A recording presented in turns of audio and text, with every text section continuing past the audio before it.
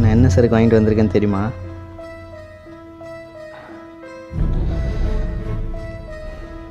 உள்ளவான்னு சொல்ல மாட்டேன். நான் வரமாட்டேன்னு நினச்சிட்டல.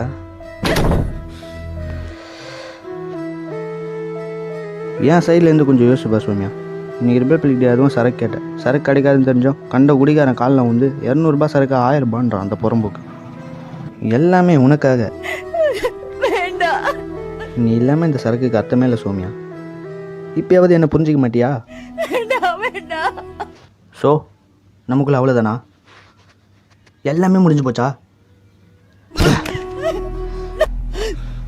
ஸோ